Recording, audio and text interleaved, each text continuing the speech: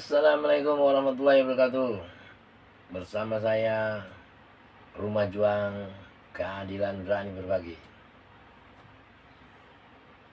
Pada sore hari ini kita akan membahas mengenai RG Rismond Sianipar yang belum keluar. Begitu juga dengan rencana para kubu Jokowi yang akan menjadikan Rismond Sianipar sebagai saksi mahkota. Perlu teman-teman ketahui, Polda Metro Jaya sudah mengeluarkan sikapnya atas RG Rismond yang belum bisa dikeluarkan karena masih dalam pertimbangan atau memenuhi proses penyempurnaannya. Artinya Rismond masih belum bebas. Karena pihak Pak Jokowi mungkin sudah menyerahkan kepada kepolisian, tapi kepolisian mempertimbangkan KUHAP. Dalam KUHAP, orang yang mendapatkan RG itu hukumannya di bawah 5 tahun. Dari sisi itu juga kita melihat bahwa di sini Rismond paling gencar dan paling keras menyerang Jokowi. Begitu juga menyerang peristiwa-peristiwa yang lain ya, seperti kasus Jessica Wongso, kasus Ferdy Sambo, itu Rismond keras menyerang kepolisian, terutama Pak Listio Sigit, Tito Karnavian, dan sebagainya. Makanya dengan merapatnya Rismond Sianipar ke kubu Jokowi, ini dimanfaatkan akhirnya seperti sapi perahan. Karena mungkin pihak Jokowi akan melihat kesungguhan Rismond. Dengan melihat kesungguhan Rismond, akhirnya Rismond dijadikan sapi perahan. Ibaratnya kita memasak makanan, Rismond dijadikan kayu bakarnya. Setelah makanannya matang, yang menikmati orang lain, bukan Rismond. Apa sebabnya Rismond merapat? Seperti yang kita ketahui bahwa Rismond menghadapi juga pelaporan dari kubu Jokowi atas dugaan pembuatan surat kematian palsu dan ijazah yang diduga palsu yang dikeluarkan oleh Yamaguchi. Itu hal mengenai RG. Kemudian bagaimana dengan rencana Rismond akan dijadikan saksi mahkota? Nah, apakah pihak Jokowi tidak mengetahui persyaratan-persyaratan saksi mahkota itu? Saksi mahkota adalah seorang saksi yang statusnya terdakwa. Dia akan menyaksikan terdakwa lainnya, menjadi saksi terdakwa lainnya untuk mengungkap. Karena apa? Minimnya alat bukti di persidangan yang disebut juga dengan delmening, ya, karena minimnya alat bukti tadi. Coba lihat pasal 22 ayat 2 di KUHAP yang baru. Persyaratan saksi mahkota, yaitu terdakwa. Nah, kalau Rismond mendapat RG itu keluar, dia tidak bisa jadi saksi terdakwa, jadi saksi mahkota, maaf. Dia hanya bisa jadi saksi biasa. Tapi siapa yang menunjuk Rismond nanti jadi saksi mahkota? Ya, jaksa penuntut umum. Gitu. Bagaimana dengan imbalan dia sebagai saksi?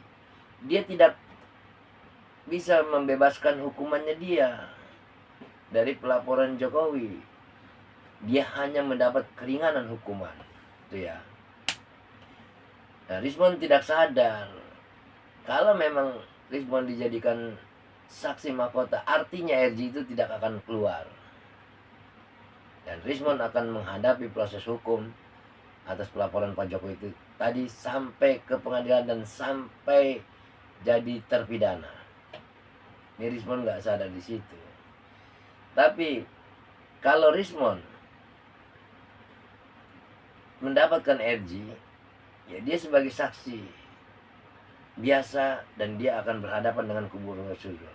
Tapi di sisi lain, atas ucapan-ucapan, pernyataan-pernyataan Rizwan yang lain, ini sudah mengundang membuka front baru atau membuka konflik baru terhadap Pak Yusuf Kalla.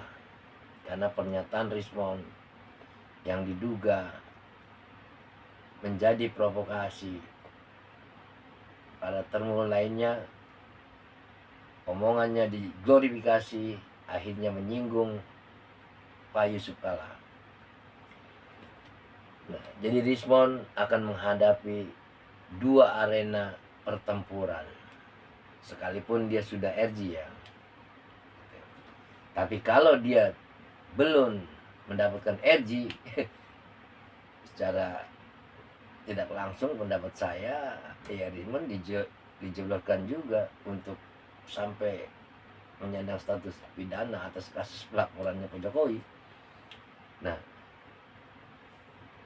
akhirnya sudah jatuh tertimpa tangga 2 kali menghadapi persidangan atas kasus ijazah yang diduga palsu oleh Rizwan, menghadapi juga persoalan hukum baru atas dilaporkannya Rizwan oleh Pak Yusuf Kalla atas pencemaran nama baik. Itulah seperti yang pepatah mengatakan, kata bijak mengatakan, setiap perbuatan akan kembali kepada dirinya sendiri. Nah, untuk itu saya berpendapat sangat disayangkan, apalagi Rizwan mengatakan kepada orang-orang yang selalu menyebut dia pengkhianat, itu akan dilaporkan. Nah, ini akan membuka masalah baru lagi. Bahkan kalau tidak terbukti, Rizwan akan dipidanakan lagi. Sebabnya apa? Bisanya orang mengatakan Rizwan berkhianat, Rizwan keluar dari kelompoknya, mengkhianati kelompoknya, bahkan mengkhianati penelitiannya dia sendiri, JWP dan GEG. Kan dia yang paling keras, dia yang paling banyak meneliti, dan dia yang menciptakan buku GEG sendiri, sampai diperkuat oleh Mas Rosulio datang ke Sydney. Nah, ini Rizwan salah bila melaporkan orang yang mengatakan berkhianat, karena Rizwan sendiri saat